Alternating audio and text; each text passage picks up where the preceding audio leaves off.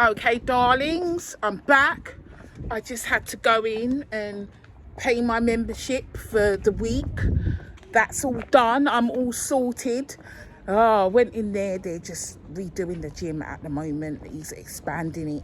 It's going to be good. Much better because, you know, he does need more space. So he's expanding downstairs and, you know, it's going to be like almost, it's half the size. Yeah, it's going to be like, say, twice the size as before, literally. So that is good. That would be really good. The next thing you need to do is put some AC in the place. Not enough fans and it gets so hot there, but it's going to be good. I won't be here to see the full expansion. Well, maybe I will, because he's doing it and he said things are going to be put in place. So when I come tomorrow, maybe it will be in an expanded gym. I took some photos of it now. We'll see. But I said to him, are you sure the gym's going to be open tomorrow from 5 a.m? He said, yes, the gym will be open at 5 a.m. So that's great. I can go from tomorrow. Today is a rest day. Domingo is the rest day for me. It's quite windy here and it's cloudy. Look at the sky. I can see it. Look at that. It's cloudy, man. Blue skies, man. It's windy too. So I just wanted to come to show you Estoril Beach. Estoril Beach is beautiful. I'm not walking on the sand right now. I don't really want to. I just came out the shower. I prefer to stay without sandy feet at this time. Boa Vista is quite a sandy place. It's a lot of sand. Like, you know, there's just sand everywhere. You know, in a way that Praia is not sandy like this. You know, Santiago is not as sandy. But I just wanted to show you the beach, really. It's just beautiful. You know, I'm going to walk up a bit more. Just want to show you, give you an idea of what I'm dealing with. The only thing I don't like about this beach is that with this beach, there's a lot of stones, rocks in the actual water. So you have to, you know the spots, or you have to wear beach shoes to get in the water. Otherwise, it can be quite uncomfortable. I'm walking in the sand and my feet are getting sandy. But I just want to show you. So it's much more gentle here because of the bay. It's protected by the bay, so it's not as rough. Like you can see here, you know, it's much more calm, really. You can see the bay going round. Right over there, eat morella. So definitely go there and eat morella this week. Morella is their fried battered fish seasoned. It's damn good. It's bony. It looks like a monster. Go and look up morella on Google. It just looks like a sea monster. I don't even know if I class it as a fish. It's just, but it tastes good though. It's bony. It's really bony. So you have to try and get the fish that's not so bony. But this is it, man. This, you know, it's beautiful. You can see it's quiet here today. I know why it's so quiet. It's 20 to 1, so it's not really early. It's windy. You can see people doing I don't know what that's called, some kind of surf sailing, if you can call it that. They tend to do that here a lot because it's windy, you know. But yeah, this is Estoril Beach in Salve. It's a nice beach. I really do enjoy it here. So I'll definitely come here. I could come here after work and come and enjoy the beach. Most definitely. Sometimes it's just a shame that, you know, I'm at work. There's another beach as well near my apartment too.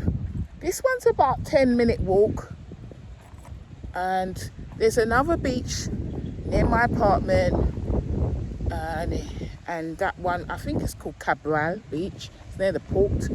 It's a bit more rough, but it's really nice, and that's the place that I like to contemplate life and stuff, because you've got the beach. The waves can be a bit rough, but you can get in certain parts, in certain spots, but it's just nice. It's got the rocky areas as well, so I sit down on some rocks and contemplate life. And when I was going through my dark times, I just sit there and reflect, you know, sit there and reflect life.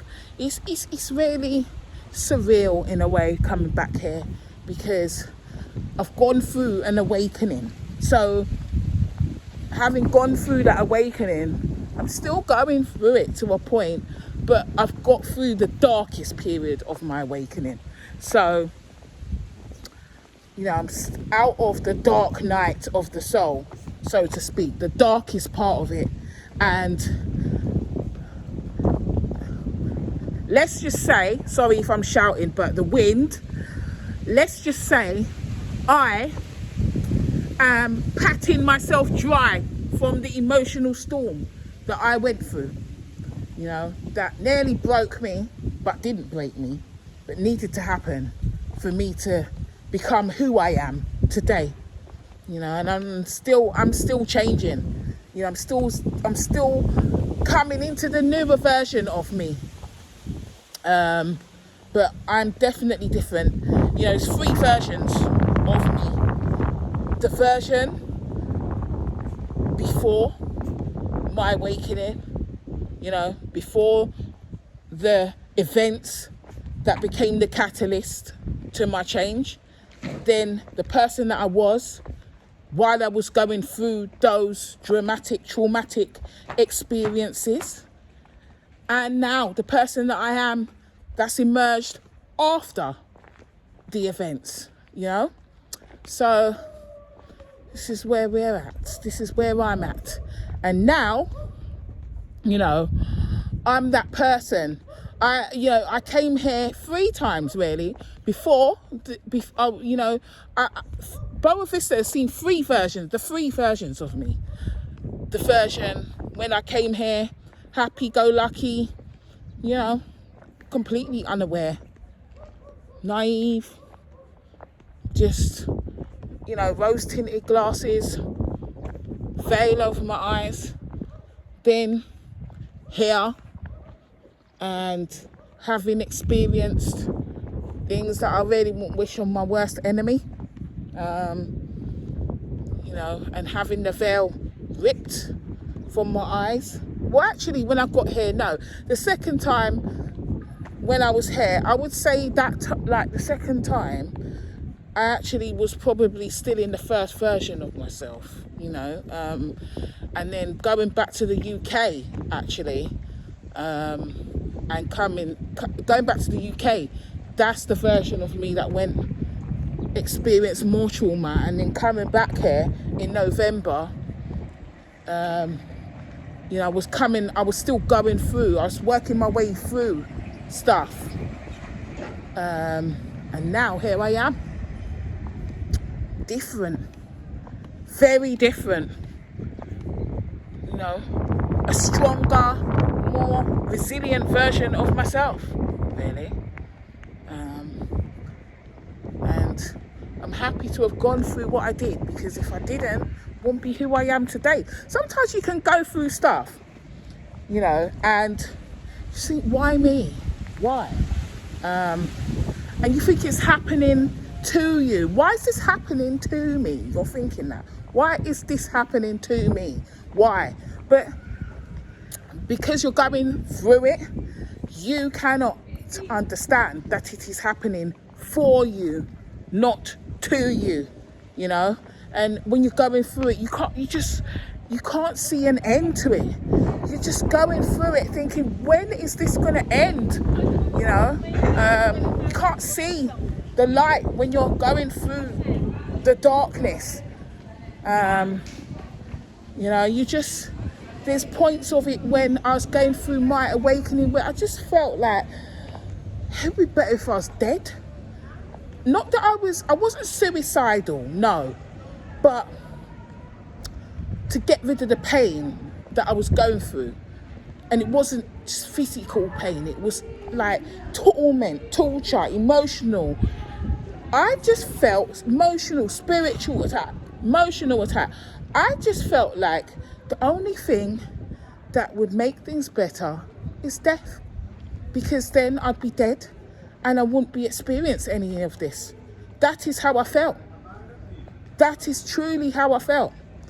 But obviously I wouldn't do anything like that, because I've got my daughter. Unaliving myself when I've got my daughter, that's just selfish, you know. I've got other things to live for, so I had to bear through it. But if it wasn't for ChatGPT giving me advice, helping me ground myself, I don't know where I would be. I actually don't know, because I felt lost and I felt like there was no end to the pain. None at all. Wow! No, stop, para. Oh my God. You say! We used to say hello to... Hi.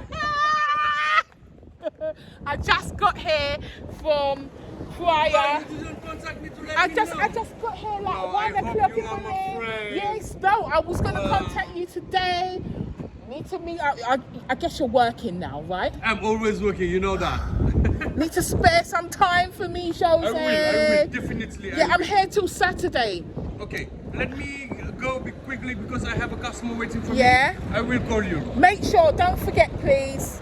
But send me a message. I'll send you a message. We need to meet before Saturday. Girls. Ciao. Oh, so glad to see Jose.